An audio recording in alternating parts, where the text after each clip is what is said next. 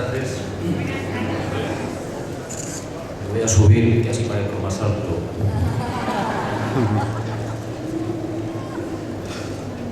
Bueno, en primer lugar, me parece que 6 años que no venía por acá, pero estoy muy feliz y muy asustado, como saben los que me conocen un poco. Muy feliz porque empecé en México esta historia y si Dios quiere la voy a terminar en México, como debe ser.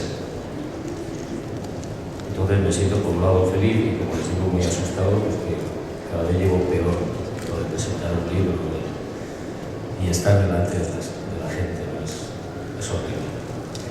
Yo quería dar, además, antes de que se me olvide, mi agradecimiento a Historia del Planeta y a la Feria Internacional del Libro, por supuesto, por la acogida, por los desvelos, por los esfuerzos, a José Calafel, a Gabriel Sandoval, a Tatiana Nogueira, a Daniel Mesino, Raquel Zárate y a otros tantos, muchos que no puedo mencionar, están ahí en los pabellones trabajando. Bueno, ¿y qué les tengo que contar yo? Han pasado 27 años, casi 30 años desde que empezó la aventura del Caballo de Troya.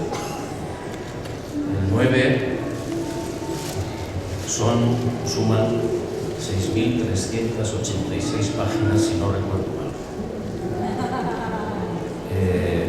Bueno,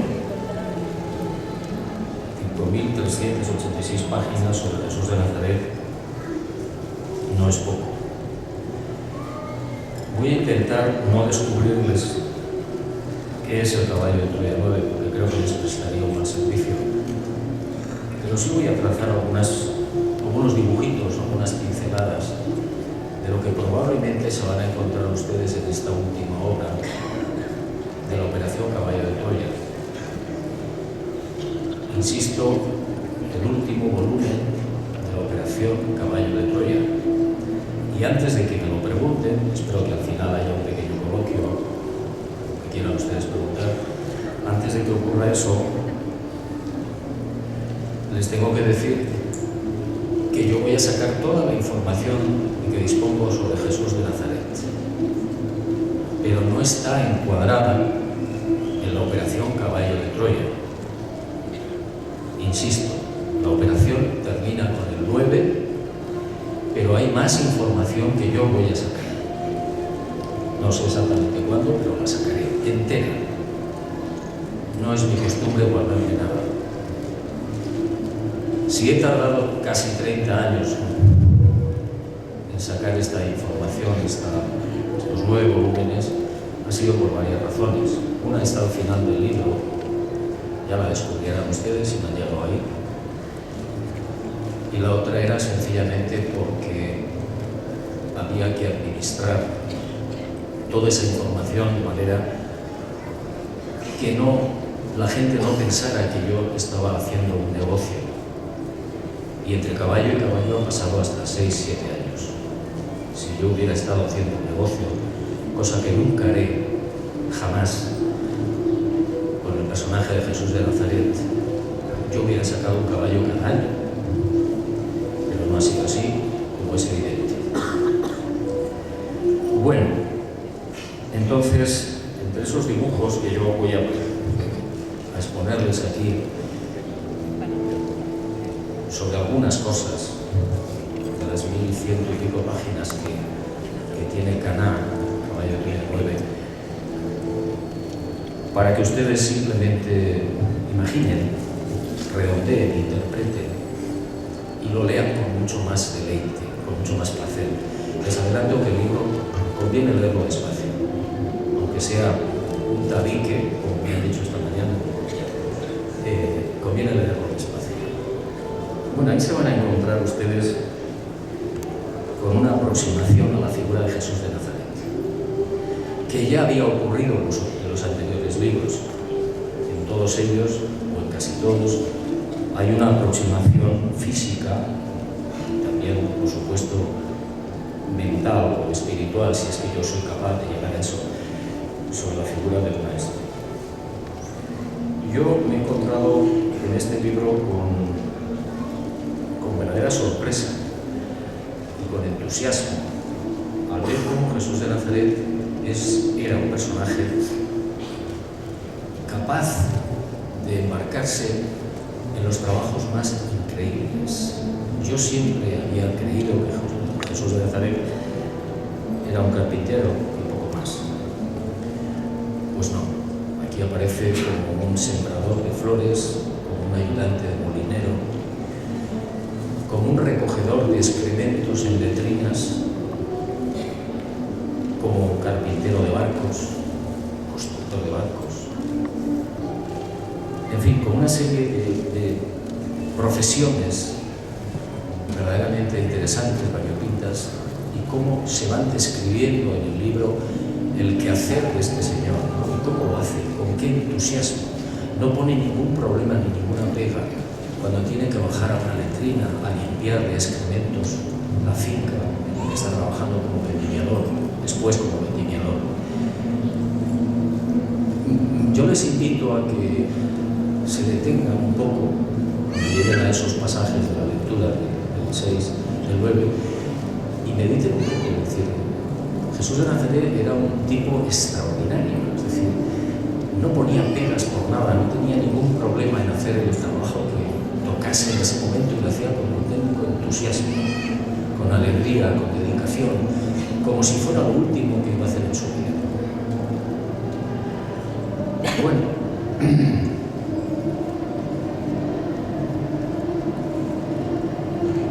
a mí eso me lleva también a pensar en el trabajo que uno hace. Hay muchos momentos de debilidad, de duda, de desánimo, de desaliento, ganas de dejarlo todo, de tirarlo por la borda. Y leyendo esa información, a mí por lo menos me entra un especial entusiasmo. En el Caballo de Troya 9, en Caná, hay aproximadamente 30 grandes conversaciones con el maestro.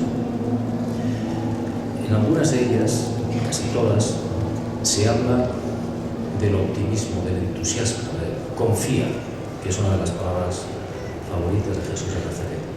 Y en el tema del trabajo, yo creo que viene como anillo al dedo. Es decir, para todos los desilusionados, para todos los angustiados porque tienen o no tienen trabajo, para la gente decepcionada, para los que querrían hacer otra cosa, repito, el Caballo de Troya 9 es un auténtico bálsamo. Yo no sé si ataqué mi trabajo con más entusiasmo después de leer esa información, pero me quedé muy tranquilo, muy satisfecho. Incluso hay momentos en los que, bueno, pues no te gusta demasiado lo que haces. Se van a encontrar también con un Jesús de Nazaret que lleva a cabo los primeros prodigios. Es una de las partes más espectaculares para mí del 9. No hay más que 3 prodigios grandes en el 9. 3. Los evangelistas no mencionan más que uno, y un poquito del tercero que lo salvan, lo despachan en 4 líneas. Y es verdaderamente lamentable, porque la espectacularidad de todos ellos es muchísimo mayor de lo que nos han contado. En Caná, las famosas bodas, las cosas no suceden como creemos. Las cosas no sucedieron como nos han dicho, nos han contado, fueron mucho más espectaculares. Esencialmente es agua y vino. Pero no fue, desde mi punto de vista de esta información, no fue como la cuenta Juan, por ejemplo. María le pide a Jesús que le ayude, que ayude a la familia. Pero hasta ahí llegó la cosa. Es decir, no es cierto que Jesús le dijera a la servidumbre: llenad las cántaras de agua. Eso no es verdad. Jesús fue el primer sorprendido. No les voy a levantar el misterio, simplemente les voy a dar algunos toques para estimular precisamente esa magia, ese deseo de leer, que siempre es muy importante, sea este libro o el que sea. Por otro lado, a mí me sorprendió mucho, siempre me había preguntado por qué se acabó el vino en Caná. Hombre, yo no he ido a muchas bodas, pero sé que las bodas es algo que se prepara minuciosamente, bastante minuciosidad, tanto sea la comida como el vino, como el salón donde se vaya a celebrar, la casa, lo que sea. Y no me cabía en la cabeza, decía, vamos a ver, si aquí hay una boda, en aquel tiempo, como ahora, se invitaba a la gente con mucha invitación, se sabía perfectamente, más o menos, cuántos invitados había a la boda. ¿Cómo es posible que se quede sin vino? Pues en el caballo sí está la explicación, y es muy lógica. Habían previsto el vino necesario, pero pasó algo que no les voy a desvelar, y que es fascinante, porque lleva a otros caminos, lleva a otras situaciones. Y por supuesto, ya les adelanto lo que les he dicho antes, que Jesús fue el primer sorprendido. Hubo realmente un prodigio maravilloso. Yo también me preguntaba muchas veces, ¿cómo es posible que Dios, el buen Dios, pueda cambiar o alterar las leyes de la naturaleza? Ustedes saben que el agua es básicamente hidrógeno y oxígeno, y el vino tiene aproximadamente 400 a 1000 componentes con carbono. Entonces, convertir el agua en vino significa alterar las leyes de la naturaleza. Y eso no es habitual, yo diría que nunca lo hace el buen Dios, jamás. Otra cuestión es que no sepamos cómo lo hace, pero no necesariamente tiene por qué alterar las leyes de la naturaleza. A lo que voy. No hubo conversión de agua en vino. Fue algo mucho más espectacular. Y tampoco se lo voy a decir.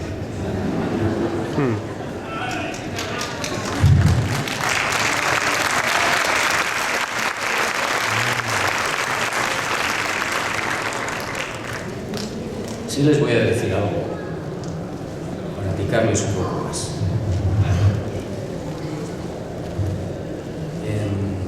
En uno de los pasajes del prodigio de Caná, el mayor, cuando hace los correspondientes análisis, que son posteriores, por supuesto, encuentra que en un momento, todo esto discurre en unos momentos, no voy a decir infinitesimales, que es mucho menos que infinitesimales de tiempo, pero como hay que entenderse, bueno, en un proceso mínimo, cuando se produce el prodigio, el mayor descubre que el agua está vibrando y que esa vibración, entre comillas, produce una secuencia numérica que se repite. Y ahí queda la historia. Yo sí les voy a contar un secreto y les voy a avanzar algo que no está en Caná. Esa secuencia numérica yo se la pasé a un profesor de Cábala. Lástima, no lo sabía, haber venido a la conferencia anterior. Y sin decirle absolutamente nada, el profesor de Cábala me respondió al cabo de unos días y me dijo: esta secuencia numérica, que son 8, 10, 14 números, no me acuerdo, son notas musicales.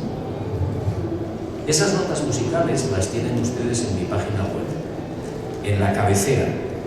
Y los números, pero no se dice nada más. Serán los que lean El caballo de Troya 9 los que quizás sepan o intuyan que esa música tiene un origen muy especial. Bueno, hay muchas más cosas preciosas alrededor del prodigio de Caná que me resisto a contarlas, de verdad.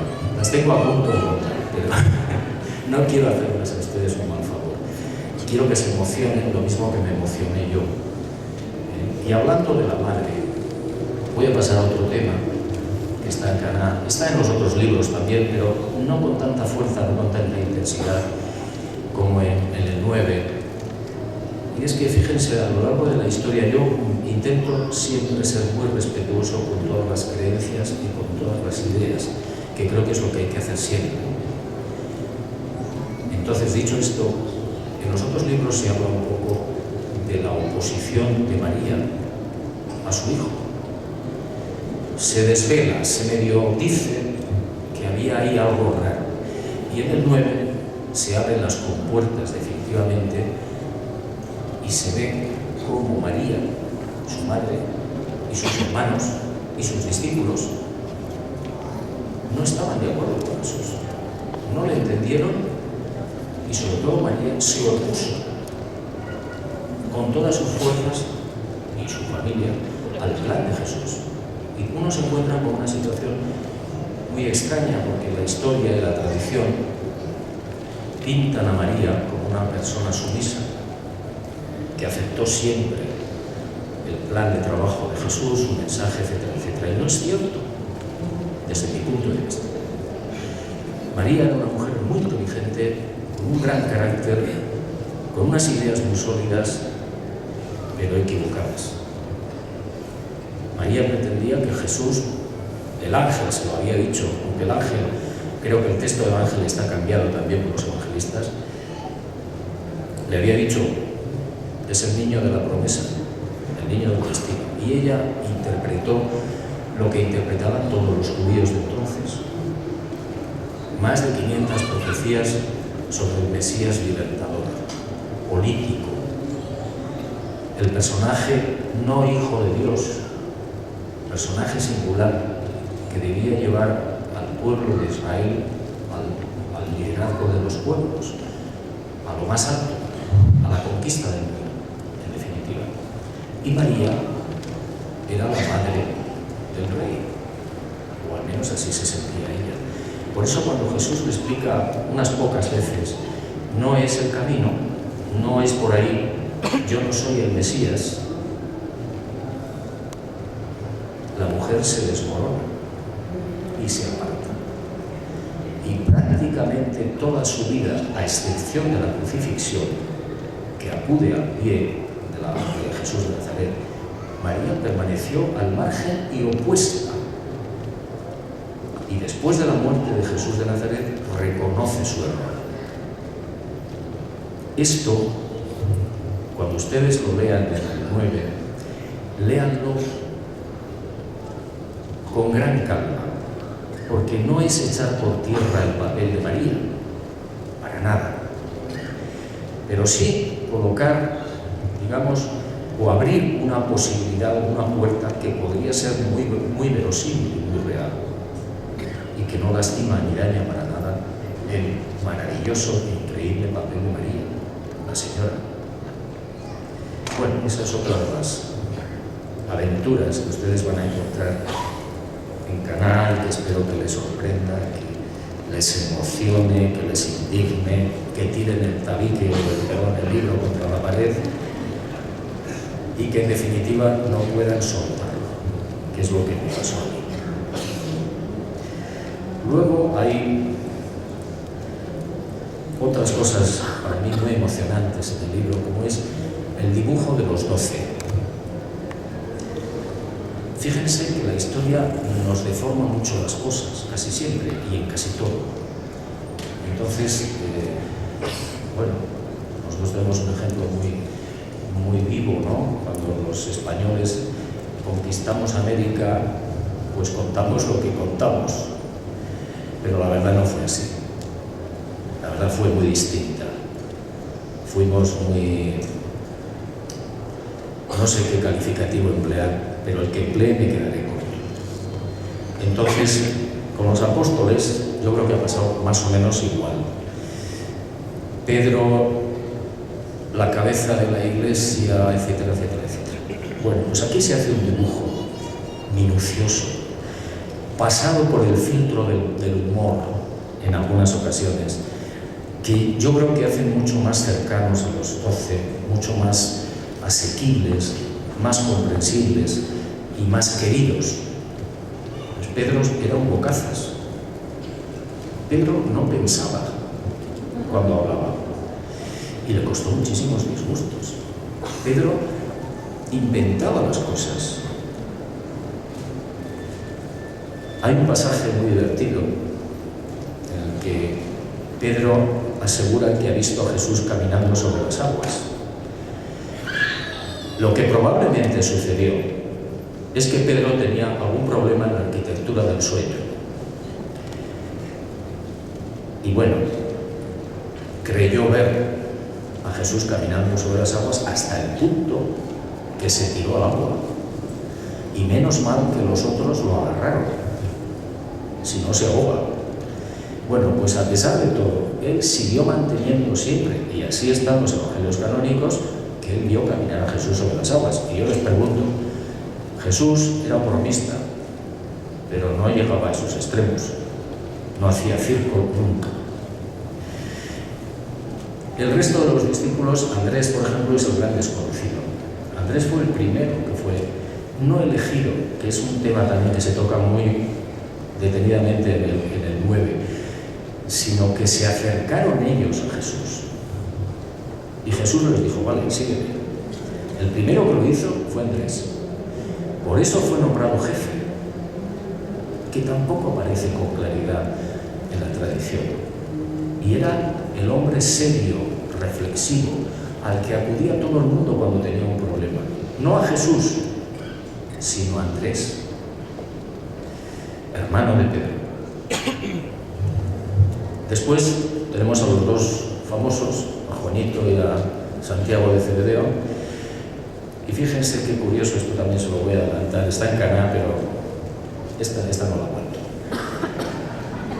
Juanito, yo no les llamo nunca santo, porque no creo en la santidad. Aquí.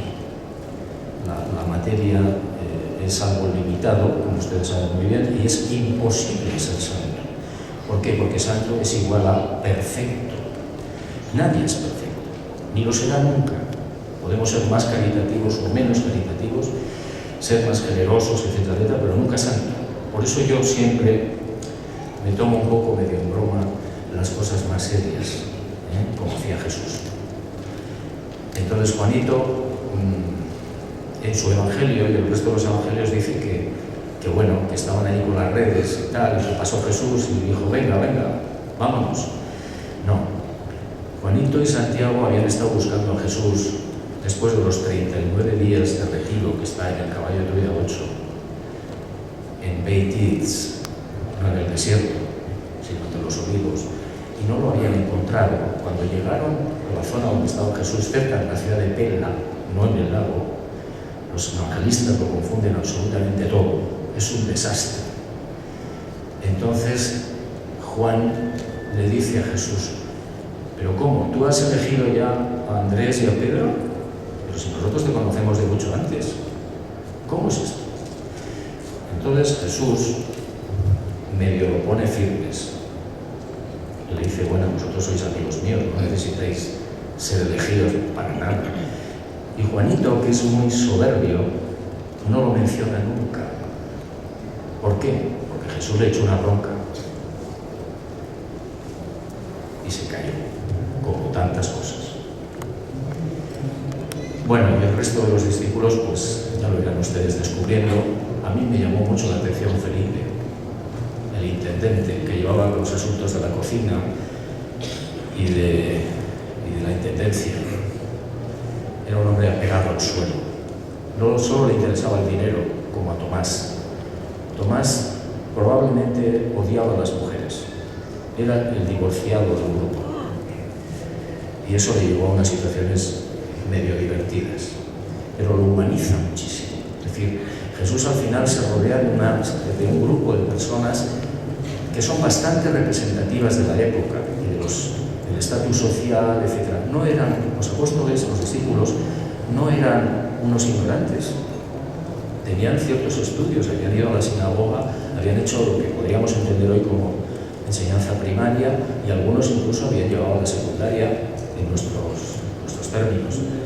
Conocían las escrituras, sabían leer, leían hebreo y algunos griego también, y algunos algo más.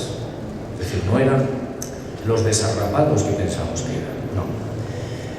Entonces Felipe, Tomás, por ejemplo, pues solo veían el dinero, no veían otra cosa.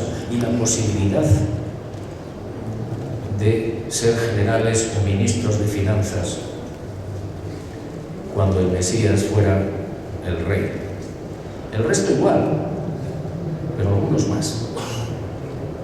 Judas Iscariote es un ejemplo de la timidez, de la soledad más absoluta, del no saber encajar los reproches, de un sentido del ridículo extraordinario que le llevó a pensar en la deserción del grupo de Jesús y en la venganza contra Jesús mucho antes de lo que pensamos.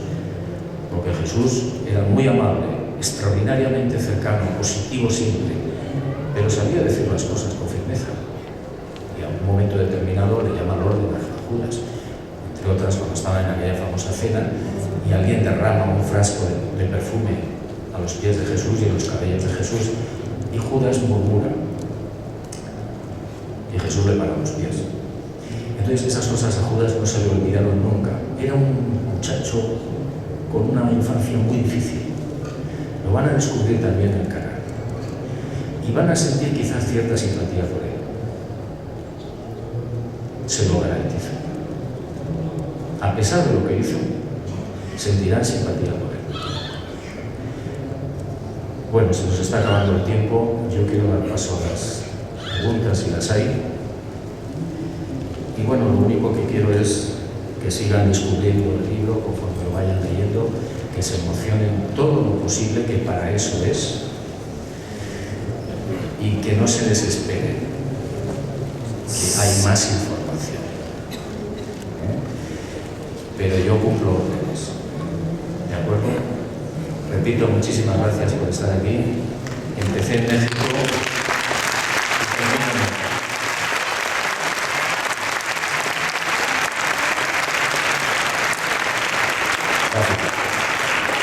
Si les parece bien, hacemos 5 preguntas y si levantan